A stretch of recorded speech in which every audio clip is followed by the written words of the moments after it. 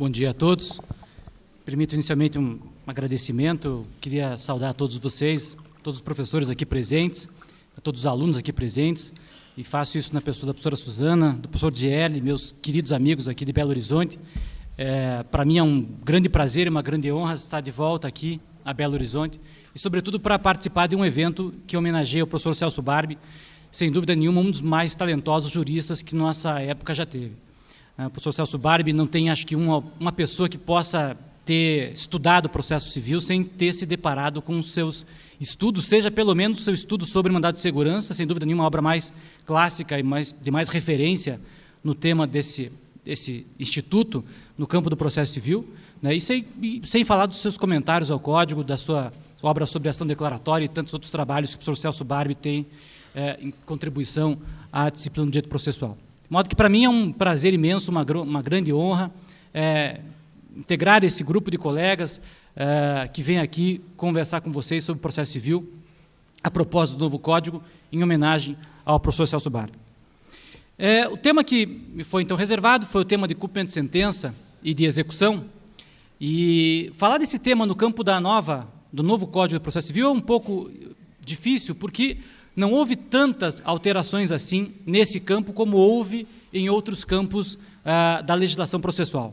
O Código, na realidade, muito por conta de ter ainda, muito recentemente, uma reforma no Código de 73, no campo da execução e do cumprimento de sentença, praticamente renovou aquelas alterações e fez alguma outra sistematização um pouco mais adequada, um pouco mais correta desse problema, mas não trouxe propriamente uma revolução na disciplina específica, né, nas regras específicas que trabalham sobre a execução, sobre o cumprimento de sentença, não trouxe uma revolução como trouxe em outras áreas, como é o campo dos precedentes, né, de que deve ter falado o professor Hermes Zanetti Júnior ontem, ou em outros tantos campos que vocês devem ter examinado anteriormente. Mas ainda assim me parece que há uma série de elementos que precisam ser sim explorados, que precisam ser examinados, porque a execução brasileira, sem dúvida nenhuma, é ainda hoje um dos grandes problemas para a efetividade da prestação jurisdicional. Eu costumo dizer que é muito frequente a gente conseguir examinar a utilidade, a efetividade de um instituto dentro do processo, examinando a quantidade e a qualidade das obras que são produzidas sobre aquele tipo de tema. Como a gente não vê, por exemplo, muito trabalho sobre prova documental, é de se supor que a prova documental funcione bem, porque se fosse muito problemática a prova documental, provavelmente ninguém escreveria, ou muita gente escreveria sobre esse assunto. No campo da execução, o que a gente vê é justamente o contrário. Há tratados escritos sobre execução, há inúmeras obras escritas sobre execução, há inúmeras decisões que ponderam problemas a respeito da execução, o que demonstra que a gente está diante de um aspecto do processo que é realmente complexo. Basta contrastar a situação brasileira com alguns outros países, como é, por exemplo, o caso norte-americano, em que você vai abrir um manual de processo civil americano, você vai talvez achar umas 6 páginas sobre execução. Não tem obra brasileira que trabalhe sobre execução em menos de 100 páginas, enfim, há um volume exagerado de páginas gastos com esse tema, o que demonstra claramente que nossa execução não funciona bem. E, realmente, as estatísticas judiciárias demonstram que a taxa de congestionamento no Poder Judiciário brasileiro de processos que envolvem execução, tanto execuções comuns como execuções fiscais, sobretudo, é imensa, é gigantesca. Os processos ingressam e ficam no judiciário tempos e tempos e tempos e não conseguem uma solução. Isso, na realidade, não é nenhuma novidade. Nós tínhamos esse problema já de forma contundente no Código de 73, e isso, na minha opinião, decorre muito de um problema que praticamente é um problema muito simples, um problema de economia. Obviamente natural que alguém se coloca dentro de um processo judicial, sobretudo no campo da execução, tendo em consideração um aspecto de vantagem e desvantagem. Vale a pena para mim eu me submeter à execução? Vale a pena para mim eu pagar a dívida e não me submeter à execução? No Código de 73, a opção, me parece, era fácil de ser feita. Na sua versão original do Código, a solução era a seguinte: olhem como é que funcionava a execução naquele período. O réu, na execução pecuniária, era citado para pagar uma dívida num prazo curto, de 24 horas, ou, se não quisesse pagar, para nomear bens à penhora, indicar bens à penhora. Então, ou você paga, ou você oferece um bem teu à penhora. Se você oferecesse bem a penhora, você então tinha o direito depois de apresentar embargos à execução. Uma defesa, que era uma defesa tanto cabível para a execução de títulos judiciais como de títulos extrajudiciais. Essa defesa, a apresentação dessa defesa, já implicava para você o direito de paralisar a execução. E a execução era paralisada até a decisão desses embargos à execução. Só seguia, então, depois desse momento. E depois desse momento, então, aquele teu bem ia ser avaliado, ia ser alienado para terceiros e o produto daquela alienação ia ser entregue para o credor da execução. Agora, vejam, eu sou um devedor que tenho certeza de que sou devedor.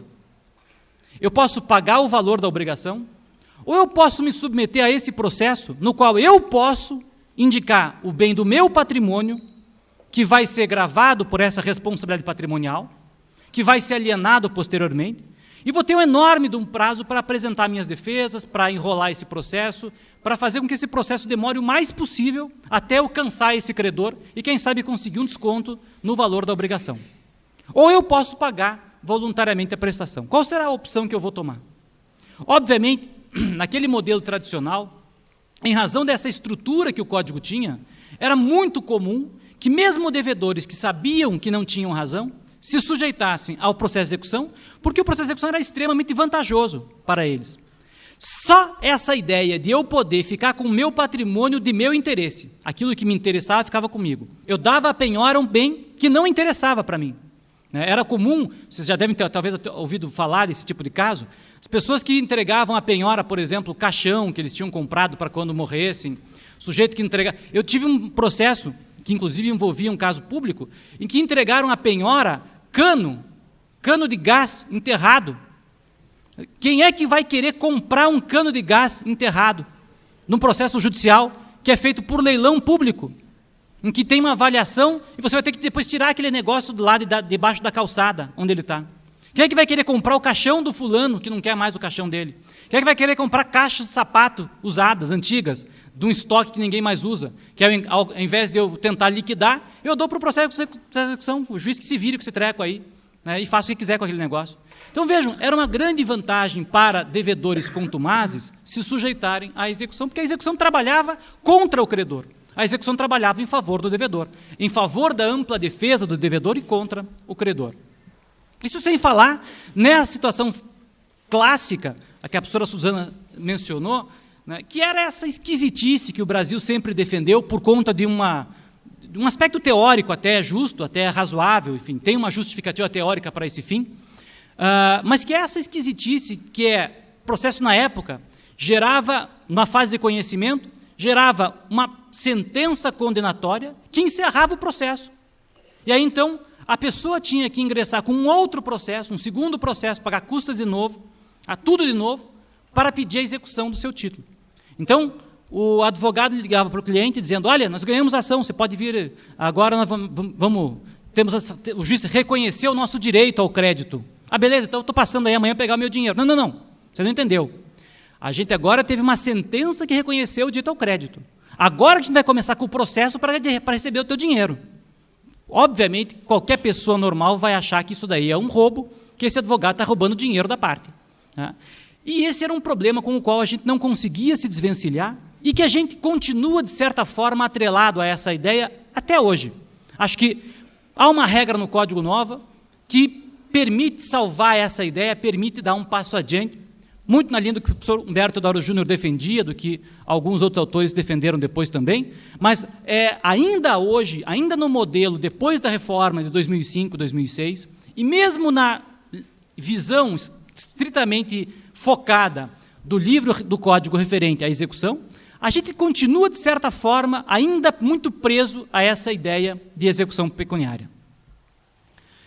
Como esse sistema era muito ruim, então, em 2005 e 2006, o legislador resolveu fazer uma grande alteração no modelo da execução brasileira. E aí surge essa dualidade criada naquela época, que o Código Novo continua recebendo, que é essa ideia de tratar de forma diferenciada a execução de títulos judiciais e a execução de títulos extrajudiciais. A execução de títulos judiciais passa a se chamar de cumprimento de sentença. O nome não é propriamente adequado, porque nem sempre a gente vai ter uma sentença para ser cumprida. Há títulos judiciais para serem cumpridos, mas não necessariamente sentenças. Há vários títulos que não são sentenças. de acordo com o Código Novo, inclusive decisões interlocutórias se sujeitam a esse modelo e, portanto, a definição é um pouco ruim, mas a ideia em si é boa. A ideia de dar um tratamento diferenciado para o título judicial e para o título extrajudicial é alguma coisa até natural. Não é possível que a gente dê uma equiparação para um cheque e uma sentença judicial, para um contrato e um acórdão do Supremo Tribunal Federal. Evidentemente, esses títulos têm que ter um tratamento diferenciado. Um representa a autoridade do Estado, jurisdição. O outro não. O outro representa um ato negocial entre partes e que, eventualmente, pode conter algum defeito, pode conter algum vício, pode conter algum problema que precisa ser resolvido, portanto, pelo Poder Judiciário, né? Inclusive, historicamente, há uma diferença entre esses títulos, né?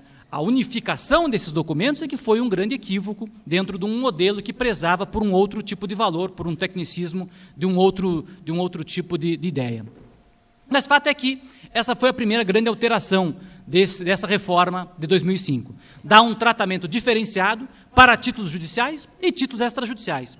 Inclusive com a percepção de que títulos judiciais merecem uma força maior do que títulos extrajudiciais. Algo que a gente já tinha percebido anteriormente, em 94, quando já se começou a dar um tratamento diferenciado para decisões judiciais que impunham prestações de fazer, de não fazer e depois de entrega de coisa, fundadas em decisão judicial, né, e atos contratuais, atos negociais que tivessem esse mesmo tipo de prestação. O Código expunha claramente essa ideia desde 94, desde a reforma processual de 94, e isso valia para esse tipo de ato, mas nós continuávamos com um grande problema para obrigações pecuniárias, que veio, então, a ser tratada por essa reforma de 2005 e 2006.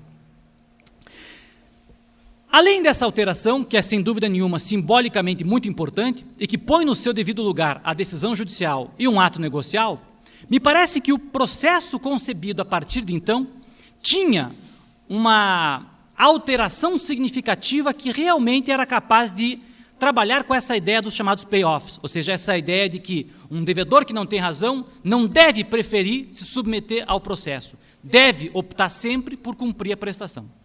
E o que era essa ideia que foi alterada e que permitiria esse avanço nesse campo? Me parece que na reforma de 2005, 2006, algumas alterações de fato demonstrariam que o réu que não tinha razão, não tinha mais por que se submeter ao processo executivo.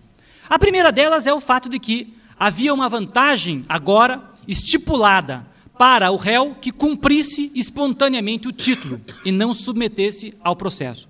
Nos títulos judiciais, se impunha uma multa para o réu que resolvesse submeter à execução. E para os títulos extrajudiciais se dava uma vantagem, com uma isenção para ele não se submeter ao processo executivo, ou eventualmente até com a possibilidade de pedir um parcelamento da obrigação, de forma a cumprir a obrigação em até 7 parcelas, em até 7 vezes. Essa mesma ideia, em linhas gerais, também veio transposta para o novo Código. O novo Código continua trabalhando com essa ideia de que os títulos judiciais, se não cumpridos, implicam a incidência de uma multa, na minha opinião, não uma multa propriamente coercitiva, mas um acréscimo no valor da obrigação principal, enquanto que os títulos extrajudiciais, se não cumpridos, né, e eventualmente ensejarem um processo de execução, devem levar a uma fase inicial na qual se oferece ao réu uma oportunidade para ele pagar a obrigação e, com isso, ter uma vantagem, que é a redução das despesas, a isenção das despesas do processo e a redução dos honorários de sucumbência, eventualmente atribuídos inicialmente pelo juiz ao despachar a petição inicial, e também com a possibilidade desse pedido de parcelamento em até 7 parcelas, para que o réu possa pagar o valor da obrigação de uma forma um pouco mais tranquila. Então, essas são vantagens que se dá para o réu que opte por não resistir à pretensão executiva, por cumprir a pretensão executiva. E no caso do título judicial, a vantagem que ele recebe é a de não se sujeitar a esse acréscimo, a essa multa, que eventualmente lhe é imputável, lhe é atribuída, se ele resolver resistir, se ele resolver dar seguimento à fase do cumprimento de sentença. Além disso, o Código, naquela reforma de 2005, realmente passou a, de certa forma, acolher essa ideia da doutrina, que a doutrina já defendia há tempo, que é essa inviabilidade de tratar a execução de títulos judiciais por meio de uma dualidade de processos. Não havia porquê eu ter que ajuizar uma ação de conhecimento, um processo de conhecimento, ter uma sentença condenatória, esperar transitar aquela sentença condenatória e dar início a um outro processo, agora de execução, para dar cumprimento àquela decisão judicial. Isso se fez por meio desse movimento sincretista que buscava, então, unificar esses dois momentos dentro de um único processo, como fases de um único processo. Mas vejam que até hoje, essa nossa unificação sob esse ponto de vista ainda não é completa. Por quê? Porque notem a diferença que nós temos, seja na reforma de 2005, seja no Código Novo, que se mantém a mesma sistemática, entre a efetivação de um título judicial que impõe uma prestação de fazer, o juiz ordena que você faça alguma coisa e impõe uma multa coercitiva se você não fizer, e se você não fizer no prazo que ele te der, a multa começa a incidir, ele pode trocar o meio coercitivo, ele pode impor outros meios coercitivos, ele pode agravar os meios coercitivos, etc. E a forma como se cumpre as prestações de pagamento de soma, na qual o juiz dá uma sentença, condena você à prestação, porém, enquanto você não tomar a iniciativa de provocar o início da fase de cumprimento de sentença, o processo para. Nós não atuamos de ofício a sentença que impõe uma prestação pecuniária. Nós só atuamos a prestação pecuniária a requerimento da parte. Isso é estranhíssimo, porque a única prestação no modelo brasileiro, seja depois da reforma de 2005, seja no Código atual, que depende da iniciativa da parte para dar seguimento à fase do cumprimento, é a prestação pecuniária. Particularmente, eu até acho que há uma justificativa para isso, que eu vou explorar com vocês um pouco mais adiante, mas isso ainda remonta, em grande medida, essa ideia que nós tínhamos antigamente sobre a maneira como se deveria desenvolver a forma do cumprimento das decisões judiciais. Há um trabalho, há um livro do professor Ovídio Batista da Silva, na minha opinião, um trabalho excepcional, em que ele demonstra as razões pelas quais nós temos essa mentalidade e continuamos preservando essa mentalidade de trabalhar com a ideia de uma sentença que não pode ser auto-executada, que não tem o poder em si mesma para dar origem à fase do cumprimento. Depende de uma provocação nova de alguém, ainda que essa provocação não se faça num outro processo, ela se faz agora dentro do mesmo processo, mas eu não posso, o juiz não pode, atuar de ofício a sentença em que ele impõe uma prestação pecuniária. Notem que isso é tão curioso que na área trabalhista, por exemplo, nem se cogita dessa ideia. Sempre a Justiça do Trabalho pensou e trabalhou com a ideia de que as sentenças condenatórias dão logo ensejo ao início da fase executiva, independentemente de requerimento de ninguém. Nós, entretanto, do processo civil, mesmo com o novo Código, nós não conseguimos nos desvencilhar dessa ideia, dessa perspectiva clássica, da maneira como se realizam os títulos que impõem prestação pecuniária. Mas, ainda assim, essas duas alterações são significativamente importantes para a ideia do modelo de efetivação de forma geral. Eu tenho um único processo para realizar os direitos e eu tenho um poder judiciário que realmente impõe a sua prestação, a sua decisão. Ele determina que você cumpra e, se você não cumprir, há uma multa prevista para esse descumprimento teu. Mas só isso ainda era pouco para dar ensejo à ideia de que o devedor não vá resistir ao cumprimento da prestação. Por quê? Porque na ideia clássica, no Código original de 73, eram grandes as outras vantagens que ele teria para essa resistência. Por isso, a reforma de 2005 criou uma outra alteração importante, na minha opinião, que foi a extinção do efeito automático, do efeito suspensivo automático da defesa apresentada pelo executado, coisa que também se mantém identicamente no novo Código. Quer dizer, o réu que oferece uma defesa não necessariamente impõe com isso a paralisação da execução ou da fase do cumprimento de sentença. É possível que o juiz atribua essa suspensão da fase do cumprimento de sentença ou da execução, olhando o caso concreto, examinando se no caso concreto a defesa que o réu apresenta é plausível, é razoável, se há um risco, de fato, na tramitação dessa execução, no prosseguimento da execução, se há garantias de que a execução vai ser frutífera no futuro, mesmo que ela fique agora paralisada. Então, na realidade, isso deixa de ser um efeito automático da lei e passa a ser algo ponderado diante do caso concreto. É o juiz que tem que dizer o que é que ele acha, qual é a orientação que deve seguir o processo. Se as fases executivas devem ser paralisadas para que ele examine as defesas do réu, ou se, ao contrário, as defesas do réu não devem paralisar a sequência do processo, porque, eventualmente, ele não achou que aquelas defesas são plausíveis, ou porque, eventualmente, ele acha que aquelas defesas não vão implicar, ou a sequência do processo não vai implicar um prejuízo irreparável para o devedor. Enfim, há alguma causa que implica a necessidade de prosseguir com a execução, que agora passa, desde 95, passa a ser regra, e também é assim que funciona no novo Código, né? Acho que esse elemento foi um elemento crucial, é um elemento fundamental para a efetividade da execução. Nós não soubemos operar de forma adequada com esse instituto. Nós continuamos a ver, mesmo depois da reforma de 2005, nós continuamos a ver a maneira como se opera a execução, da mesma forma como se via a execução anteriormente. Vale dizer, os juízes de regra suspendem a execução sem uma avaliação pormenorizada da defesa que é apresentada, dos riscos no segmento da execução, da garantia que tem a execução de ser frutífera adiante, etc. E isso, claro, acaba com uma das grandes vantagens desse novo modelo.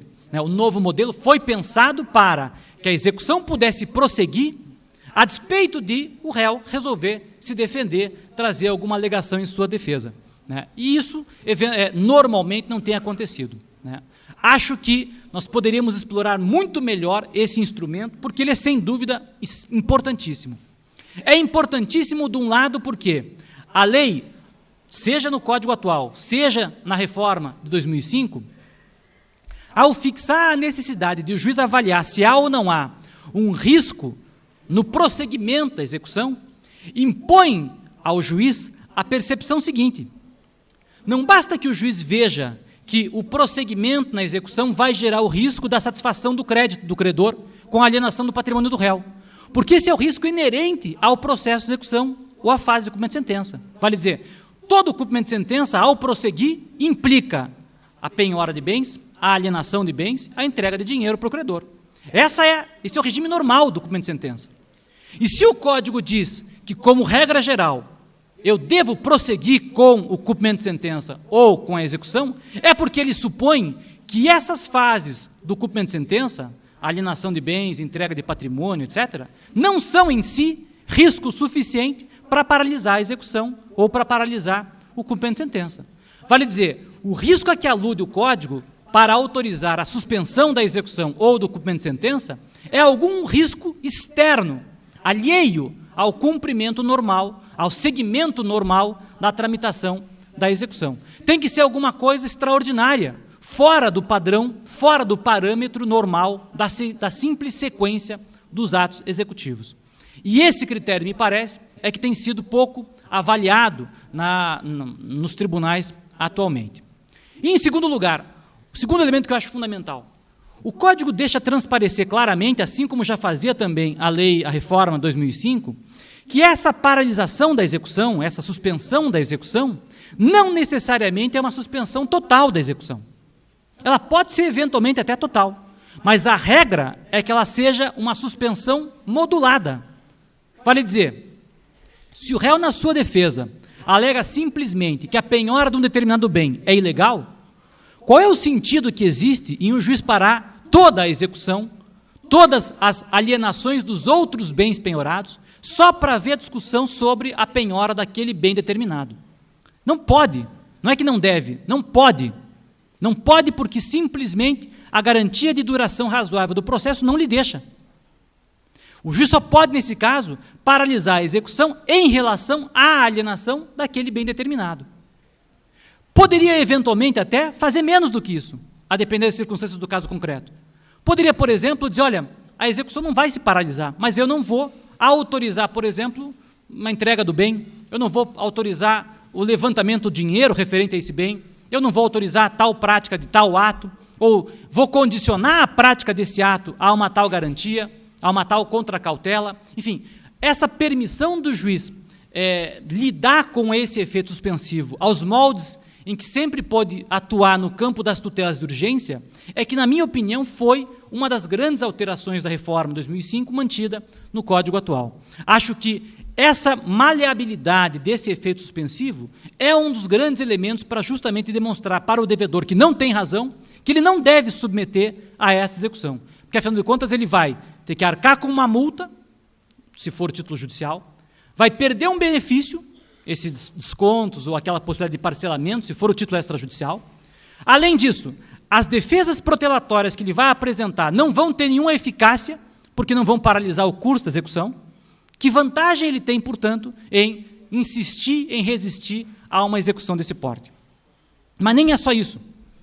Porque um terceiro problema, aliado a esses dois primeiros que eu havia colocado inicialmente, é o seguinte: no Código de 73 original, mesmo que penhorado o bem era mantido na posse do devedor até o final do processo de execução. A regra geral é que o depósito da coisa penhorada se dava em mãos do devedor. Isso fazia com que eu, devedor, tivesse o maior interesse do mundo em atrasar ao máximo a execução, porque eu não estava perdendo nada. O bem continuava comigo, eu continuava usufruindo do automóvel, por exemplo, da casa, eu continuava tirando os proveitos de todo aquele bem que havia sido colocado, sem nenhum prejuízo para mim. Então era vantagem para mim resistir o mais possível a essa execução. A reforma de 2005 altera isso e diz: a regra normal, a regra geral, é de que o bem não fique nunca nas mãos do devedor. Salvo em casos excepcionalíssimos, o bem não fica em mãos do devedor justamente por quê? Porque deixar o bem em mãos do devedor é um estímulo para que ele resista cada vez mais à execução. Essa reforma também foi trazida para o novo Código, e o Código também mantém essa mesma ideia geral, embora amplie os casos em que o devedor possa ficar com o bem consigo, enquanto pende o processo de execução, a fase do cumprimento de sentença, né, ainda assim, a regra geral é de que, uma vez penhorado o bem, o réu seja desapossado dele. O que demonstra claramente que a ideia é de que você não tem estímulos para que você resista ao cumprimento ou à execução do título. Nota então que as alterações legais, tanto de 2005 e 2006, como do novo Código, constituem estímulos importantes para que a gente tenha uma execução muito mais eficiente. Se soubermos aplicar de forma adequada essas regras do novo Código, assim como também aquelas de 2005, teremos condições, sim, de evitar esse volume exagerado, demasiado, excessivo de execuções que nós temos no Brasil. Porque não há mais nenhum motivo para que o devedor que não tem razão resolva se submeter a um processo executivo. Para ele é punido, se for um título judicial, com uma multa, desde logo, que agora, inclusive, expressamente passa a incidir também para a efetivação provisória de decisões judiciais, o que antes era controvertido. Na jurisprudência, a tendência era de dizer que não cabia essa execução provisória. Agora, a lei expressamente diz que cabe, sim, esse cumprimento provisório dessa multa imposta em relação aos títulos judiciais. Né? Ele tem essa multa, ou ele perde aquela vantagem de ter os descontos, de ter a possibilidade de parcelamento. Ele é desapossado do bem desde logo, as suas defesas não paralisam a execução, e, porque não paralisam, permitem desde logo que o autor, que o credor, receba o bem penhorado como forma de pagamento, chamada adjudicação. Então vejam que a execução tende, se aplicada a lei, na forma como ela é prevista, a ser um regime muito simples e muito eficiente. O problema nosso sempre vai ser esse, da maneira como nós encaramos, da maneira como nós realizamos essas regras de forma geral. Para concluir, para não extrapolar o tempo que me foi dado, eu queria, deixei para o final, falar para vocês de uma última regra que, na minha opinião, essa sim é revolucionária. Para mim, com ela, você podia revogar todo o livro do Código referente ao processo executivo e à forma do cumprimento de sentença, que é o artigo 139 do Código, que, ao estabelecer os poderes do juiz, diz, entre outros poderes, o seguinte: que o juiz pode aplicar para o cumprimento, para a efetivação das suas decisões judiciais, inclusive para as decisões que imponham prestação pecuniária, qualquer medida de indução ou de subrogação. Fala também de coerção e mandamental, mas para mim são técnicas que são inseridas naquelas duas expressões anteriores. O importante dessa regra é perceber a sua possibilidade, Porque é claro que essa regra admite mais de uma interpretação, e já surge na doutrina brasileira mais de uma interpretação, mas me parece que essa regra, a depender da forma como ela vai ser encarada, como ela vai ser interpretada, ela implica realmente uma revolução no campo da execução. Por quê? Porque o que ela pode fazer, a depender de como nós interpretemos essa regra, é justamente equiparar a maneira como nós realizamos decisões que imponham um fazer, um não fazer, uma entrega de coisa, e decisões pecuniárias. Todas essas formas de efetivação de decisão judicial passam a ser atreladas àquela ideia de imperium, passam a ser impostas de ofício pelo juiz, como é o regime normal já hoje, para prestações de fazer, não fazer e entrega de coisa, passam a permitir uma tutela não por um meio típico, que é essa execução que a gente conhece para a execução pecuniária, né, que é a responsabilização patrimonial. Quer dizer, a execução brasileira para dinheiro funciona sempre sob um esquema padrão, que é toma o bem do devedor, vendo o bem e entrega o dinheiro ao procurador, ou entrega o próprio bem ao procurador. Há uma tipicidade na forma executiva empregada para essa tutela, para essa técnica, para essa figura. E a ideia é que isso desapareça. A ideia é que possa prevalecer uma atipicidade nas formas executivas para prestações pecuniárias, da mesma maneira como há uma atipicidade de formas executivas para as outras prestações. Se um fazer pode permitir que o juiz imponha a ordem dele, sob pena de multa coercitiva, de restrição a direito, enfim, uma técnica de subrogação, etc., por que uma prestação pecuniária não pode? Uma prestação pecuniária vale menos do que uma prestação de fazer? É menos importante pagar um dinheiro do que uma prestação de fazer? Vejam vocês, por exemplo, o que entende o STJ. O STJ entende que as formas especiais de execução de prestação alimentícia brasileira só servem para execução de alimentos fundados em relação de família. Isso pode ser alterado com um novo código, porque o código dá até a entender de que isso deveria ser superado, mas notem que até hoje é assim. Até hoje, para nós, alimentos indenizativos são cumpridos no regime de execução tradicional. Se eu atropelar um sujeito na rua e tiver que pagar para ele alimentos, eu vou pagar para ele alimentos na forma da execução tradicional. Agora, se um cara não cumprir uma prestação de fazer, de consertar uma cadeira, esse é punido, a ele é imposta a prestação de fazer com meios coercitivos violentíssimos, com uma multa coercitiva altíssima, com um gravame pesado em relação a direitos, etc., etc. Qual é a lógica que existe em se fazer isso? Na minha opinião, nenhuma. Na minha opinião, esse dispositivo do Código é um dispositivo que não só coloca no mesmo status as prestações pecuniárias e as outras espécies de prestação, mas também abre para o Poder Judiciário um leque de possibilidades para todas as prestações pecuniárias extraordinário, de modo que o juiz possa indicar para o caso concreto qual é o instrumento mais adequado para a realização daquela prestação, seja de fazer, de não fazer, de entrega de coisa ou pecuniária. O meio, portanto, executivo, expropriação patrimonial, passa a ser agora um meio para a obtenção do cumprimento da prestação pecuniária, mas não mais o único meio. Isso vale para qualquer tipo de prestação. De modo que, inclusive, as regras do Código Novo sobre a execução alimentícia praticamente perdem muito do seu valor, porque o juiz não está adstrito só àqueles 3 instrumentos que o Código põe na execução alimentícia para a realização dessa prestação. Ele pode criar o mecanismo que ele achar mais adequado.